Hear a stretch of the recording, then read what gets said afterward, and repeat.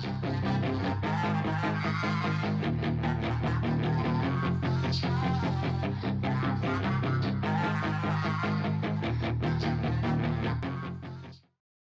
up, guys? BARRYGAMING here, back with some more Infinite Magicraid. We're on Christmas Day. We're doing one recording because I want to make sure I get this done before the end of the event. See if we can get it unlocked.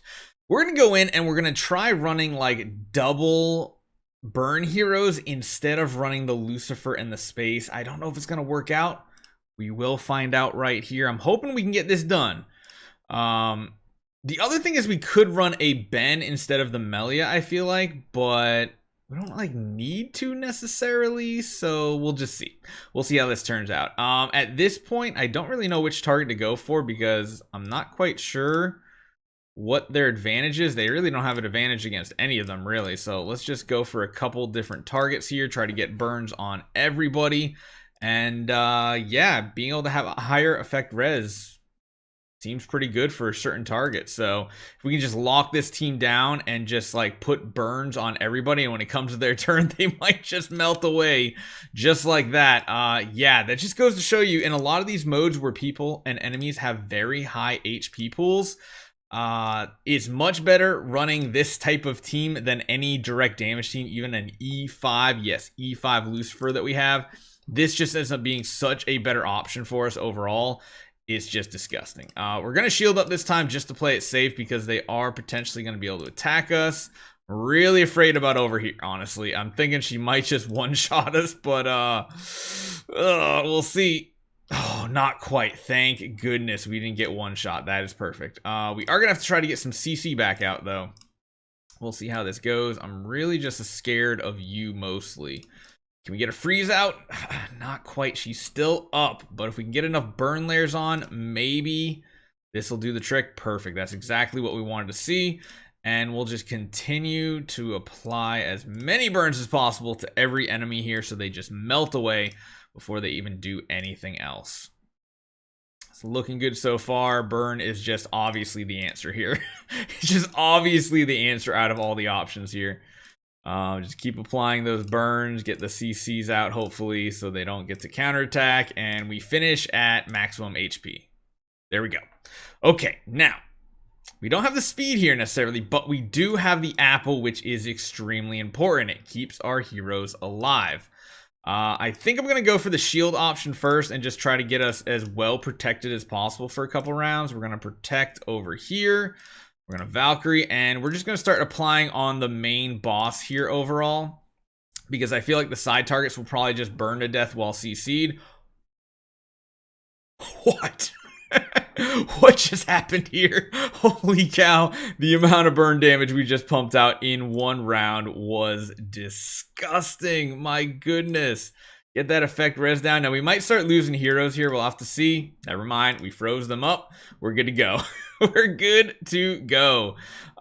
Should we actually let's just keep the burn stacks going? I feel like that's a better option. We can shield up with Nicholas. We can go over here. My goodness, this is a joke at this point. Lower the speed from the enemy. Keep protecting our allies. Get more shielding up. Why didn't I not just do this before? She's dead right here. She's just dead, right? Right?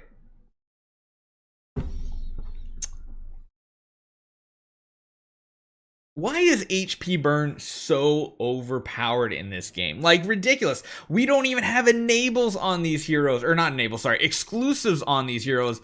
But we did manage to get the Christmas Revel. I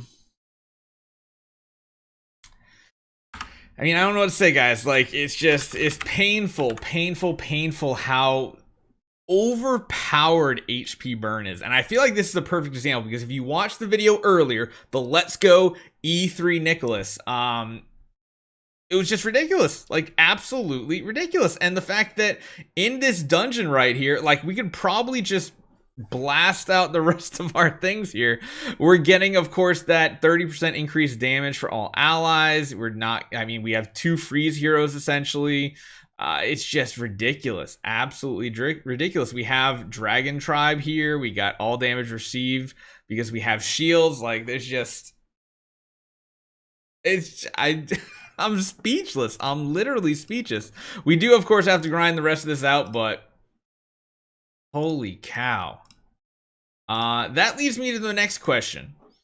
We've kind of been spreading our Phantom Dragon Eyes around because, you know, I want to get Nacil E1, I want to get Tuck E1 because I really love their PvP teams like this. They're just so fun to use. But there's a really couple important ones to go for here. This one mainly getting at least E1, I think, on our Hezonja.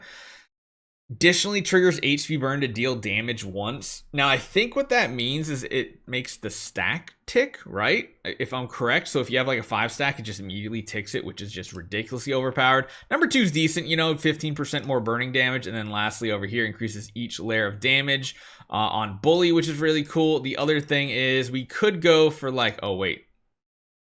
Huh. Probably worthwhile doing this, getting that hit rate up a little bit further. I kind of forgot all about that. But what I was gonna say is we have her her E1, E2, E3 though increases the damage up by HP burning by 25% when she's under Valkyrie, which she should be up in Valkyrie most of combat, honestly. Yeah, I'm thinking what I want to do is I want to continue, because the other thing with Malia is we're gonna be able to push in a couple different tower game modes. We're trying to work on 30. We're really trying. We're gonna have to see if we can get there. The other one is I really haven't pushed in Green Mark much, and we are getting kind of a better core team here at this point. Like, you can see it, it's not a bad team. The problem is AoE hitting multiple targets. That's the big issue we have, which means we kind of have to drop his Zonja, which means we're gonna run into issues. So I don't know. Let me know what you guys think, because we do have a lot of stuff going on here, but that was just absolutely brutally easily. It just took one attempt once we stopped trying to force our Lucifer into combat, and we literally just one shot stage 10. Granted, the big reason, let's be honest, the reason why my team didn't die is because we had E3. The whole part where, you know, the Christmas apple, every wave gives us a cheat death. And because if you look right here, it's Christmas apple is a unique. So unique types of buffs cannot be removed by enemies. And what happens in this combat here is if you take a look at this hero, where is she? Wait, where is she? My eyes blind. Am I not seeing her for some reason? There, if she's the first one, I'm an idiot. Essentially, this ability removes all buffs before dealing damage, which is just absolutely crazy damage. But again, like I said, the Christmas apple is unique, so it is something that cannot be removed. Let me know what you guys think. Hopefully this helps you guys out. Probably not, since not many people have an E3. See you guys next time.